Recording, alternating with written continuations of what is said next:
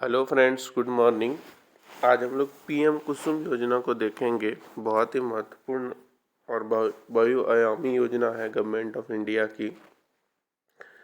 क्या है इस योजना में, अभी तक इसका क्या स्टेटस है, इन सभी पर हम लोग बात करेंगे। तो सबसे पहले मैं आपको कुसुम का फॉर्म बता देता हूँ। पीएम कुसुम का फुल फॉर्म है प्रधानमंत्री किसान ऊर्जा सुरक्षा एवं उत्थान महाअभियान। ये इसको एक टैग लाइन दिया गया है, ए न्यू ग्रीन रिवॉल्यूशन। क्या है इसमें? तो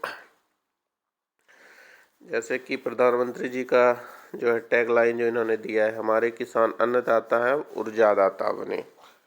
मतलब देखिए, हमारे देश के प्रधानमंत्री का विजन ये है कि जो है फार्मर को वो सिर्फ अन्न ही ना उपजाए, वो की बिजली का भी प्रोडक्शन करे और साथ साथ उसको सेल करे और उस बिजली के माध्यम से अपनी रिक्वायरमेंट्स जो है पूरी करे।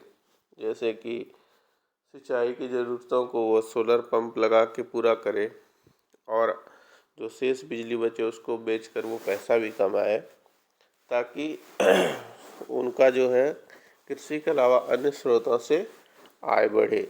तो इन्हीं सारी चीज़ों को देखते हुए योजना शुरू की गई है। जैसा कि आप लोगों को पता होगा कि क्लाइमेट चेंज एग्रीमेंट जो पेरिस में हुआ था, उसमें 2015 में, उसमें भारत ने ये वादा किया था कि ये 40% अपना एनर्जी रिक्वायरमेंट रेन्यूएबल एनर्जी से पूरा करेंगे। मतलब नॉन फॉसिल फ्यूल, जैसे कि पेट्रोलियम, कोयला आदि से हम बिजली का उत्पादन करते हैं, ऊर्जा की ज़रूरतों को पूरा करते हैं। तो 40% ज़रूरतों को अब हम लोग किससे पूरा करेंगे रेन्यूएबल एनर्जी से।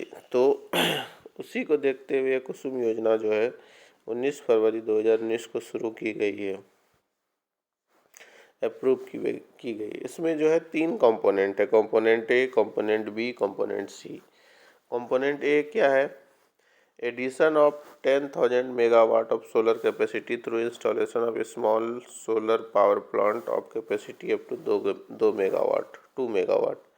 मतलब 10,000 मेगावाट सोलर कैपेसिटी इंस्टॉल करना है। और वो कैसे करना है? छोटे छोटे 2 मेगावाट वाले बहुत सारे स्मॉल सोलर पावर प्लांट को लगा के। ये कंपोनेंट ए हो गया। कंपोनेंट बी क्या है? Installation of 20 lakh stand alone solar powered agriculture plant pumps.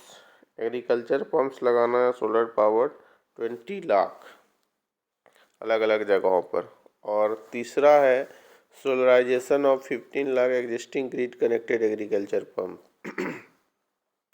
Grid connected मतलब जो पंप अभी बिजली से चल रहे हैं, उनको जो है उनका सोलराइजेशन करना। 15 lakh existing grid connected agriculture pump है। ये आप यूपी में देखेंगे तो यूपी राजस्थान आदि में ये आपको बहुत ज़्यादा दिखेगा। झारखंड बिहार सब में भी है, लेकिन ये आपको ज़्यादा बहुतायत मात्रा में यूपी आदि में दिखेगा। अब पीएम कुसुम स्कीम जो है one of the largest initiative world, provide clean energy to more than 35 lakh farmer by solarising their agriculture pump under component B and C. ये विश्व का सबसे बड़ा क्लीन एनर्जी इनिशिएटिव है, जिसमें कि 35 लाख, देखिए 20 लाख जो है वो stand alone solar power agriculture pump को इंस्टॉल करेगा और सोलराइजेशन करेगा 15 लाख का जो ग्रिड कनेक्टेड है। तो इस तरह से 35 लाख किसानों का जो है वो सोलराइजेशन कर देगा एग्रीकल्चर पंप का। कंपोनेंट बी और सी में, जिसमें कि ये 24.50 लाख जॉब प्रति ईयर क्रिएशन होगा। अब देखिए आगे इस पे बात करते हैं। कंपोनेंट ए किसके लिए है, कंपोनेंट बी किसके लिए, कंपोनेंट सी किसके लिए?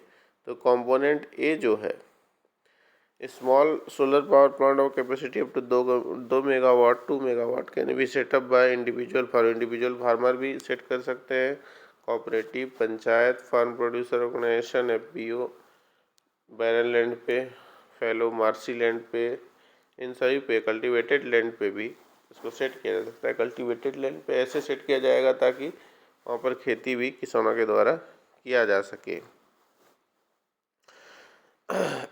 अब इस सोलर पावर प्लांट से जो पावर जनरेट होगा इसको जो है डिस्ट्रीब्यूशन कंपनियां परचेज करेगी at tariff determined by the respective state electricity regulation commission. कितने रुपए में खरीदेगी, तो जिस राज्य में इंस्टॉल होगा उस राज्य में जो टैरिफ डिसाइडेड होगा स्टेट इलेक्ट्रिसिटी रेगुलेटरी कमीशन के माध्यम से उसी पर वो खरीदेगा। अब इसमें जो है दो तरह की सुविधाएं रखी है, या तो फार्मर खुद से इंस्टॉल करवा ले अपने खेत में सोलर पावर प्लांट को, या फिर वो जो है अपना ज़मीन लीज पर दे दे, जो कि दूसरे उस पर कंपनियां या जो भी सोसाइटी है वो उस पर सोलर पावर प्लांट लगवाए जिसको कि पावर परचेज एग्रीमेंट इसके तहत जैसे मान लीजिए the scheme will open a stable and continuous source of income to rural land owners for 25 farmer 25,000 तक अर्न करेंगे अगर वो लीज पर देंगे, और अगर खुद पे लगवाएंगे तो लगभग 65,000 का फ़ायदा उनको होगा। और ख़ास बात यहाँ पर कि आरबीआई ने जो है रेन्यूएबल एनर्जी को जो है प्रायोरिटी सेक्टर लेंडिंग में रखा है, तो इसमें चाहे कंपोनेंट ए हो या बी हो या सी हो, तीनों में अगर बैंक फाइनेंस करती है तो प्रायोरिटी सेक्टर में काउंट होगा। किसान या तो डायरेक्टली बैंक से लोन ले सकते हैं PMI and from the revenue generated from sale of power to discom the balance revenue will farmers income. जैसे किसी राज्य में लगाया तो वहाँ जो टैरिफ सेट किया है वहाँ की बिजली को देखने वाले वहाँ के जो विभाग ने सेट किया है उसके अनुसार उनको जो है पैसा मिलेगा, उसमें से वो कुछ EMI भरेंगे, कुछ उनका इनकम हो जाएगा। अब अगर फार्मर ये इसमें नहीं लगना चाहते हैं तो वो लीज के माध्यम से पैसा कमा सकते हैं, या फिर डिस्कॉम कंपनियां हैं उनके बदले लोन लेके एक ट्राई पार्टी एग्रीमेंट साइन करेंगे फार्मर, बैंक और डिस्कॉम के बीच, और डिस्कॉम डायरेक्टली EMI पे करेगा जो रिवेन्यू जनरेट होगा और शेष रेवेन्यू ट्रांसफ़र कर देगा किसान को। तो ये सारे जो है बातें इसमें कही गई है।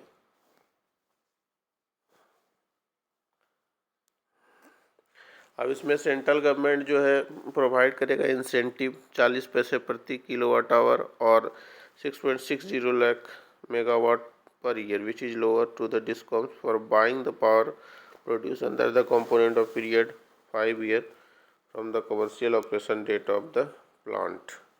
मतलब प्लांट की स्थापना के बाद उसको डिस्कॉम कंपनियां परचेज करेंगी उनके बिजली को, तो उनको इंसेंटिव भी सेंट्रल गवर्नमेंट के द्वारा दिया जाएगा।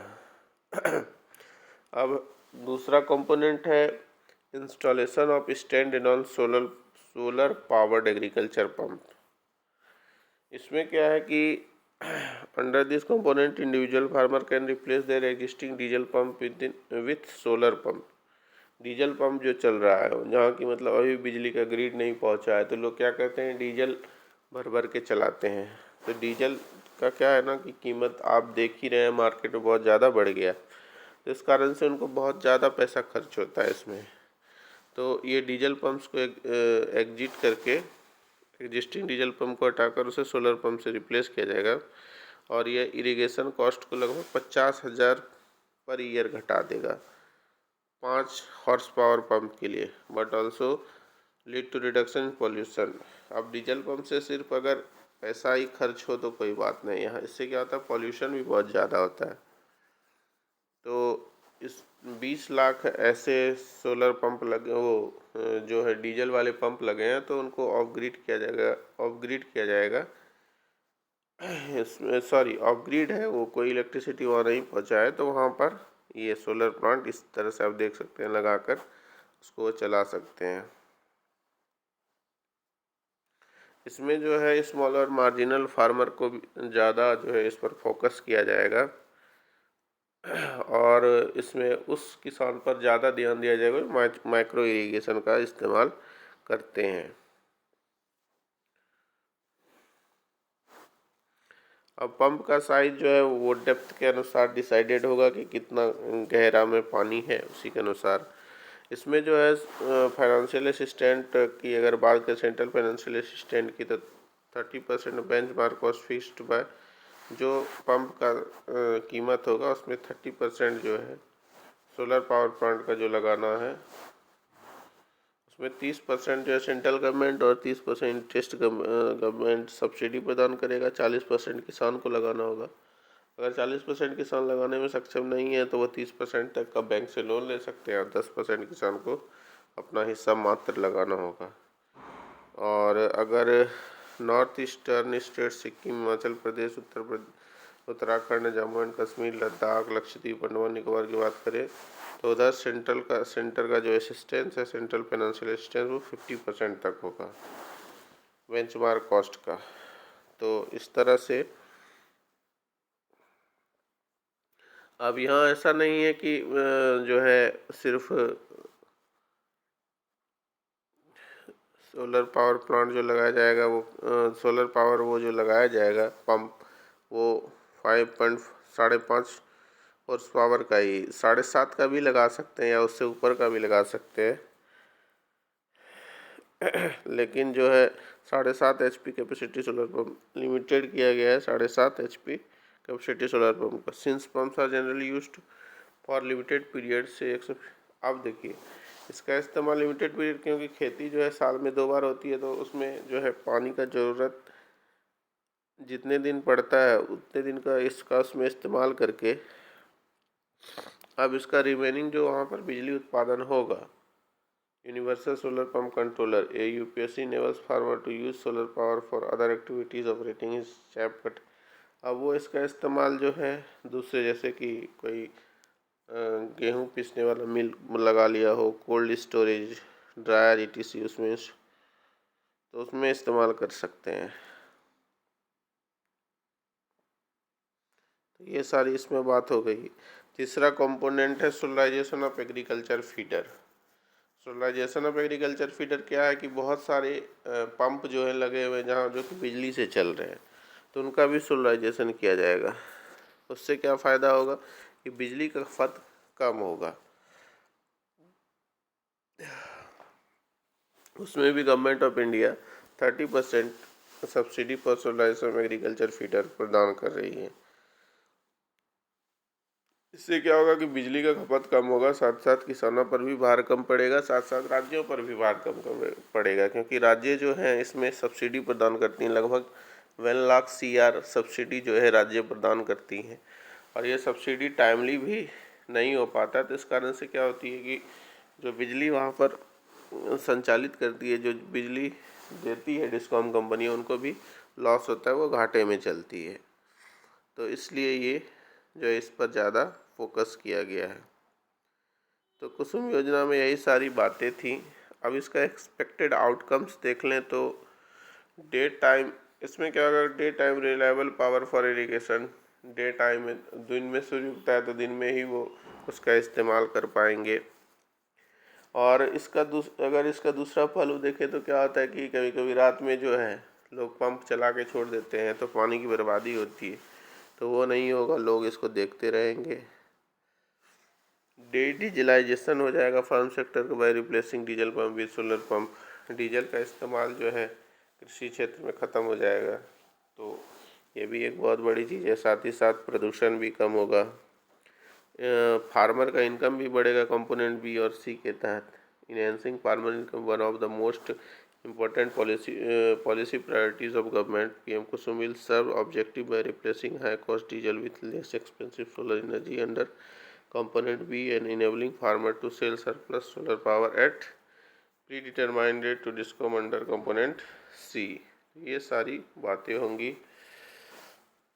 अगर आप देखेंगे reducing the agricultural electricity subsidy burden on state and improving the financial health of discom का फाइनेंशियल हेल्थ भी सुधरेगा। Annual electric consumption over 220 lakh grid connected agriculture pump installed in the country is around 130 billion unit which is 18% total electricity consumption. अगर आप बात करें grid connected agriculture pump का, तो उसमें 18% बिजली का इस्तेमाल होता है, 200 13 billion unit which is 18%, 220 lakh grid connected agriculture pump है और इसमें लगभग 18% बिजली खपत हो जाता है। तो वो 18% वहाँ से डाइवर्ट होगा जिसका हम लोग दूसरी जगह इस्तेमाल कर पाएंगे। और बहुत सारे डिस्कॉम कंपनी जो है एग्रीकल्चर 11 मेजर डिस्कॉम कंपनी है कंट्री के, जिसमें 95% का बिजली जो है इलेक्ट्रिक कंट्री एनुअली प्रोवाइडर। तो 1 लाख करोड़ सब्सिडी के बारे में मैंने आपको बता ही दिया था। तो यही सारी बातें हैं। इससे क्या होगा कि क्लाइमेट चेंज में कर्व भी होगा कार्बन इमिशन का। बाकी आप इस पीडीएफ को देख सकते हैं, मैं इसको अटैच कर दूंगा वीडियो के लिंक के नीचे। यही सारी बातें इसमें दी हुई है। तो धन्यवाद। आप इस वीडियो को ध्यान से सुनेंगे, ये आपके लिए बहुत ही महत्वपूर्ण है।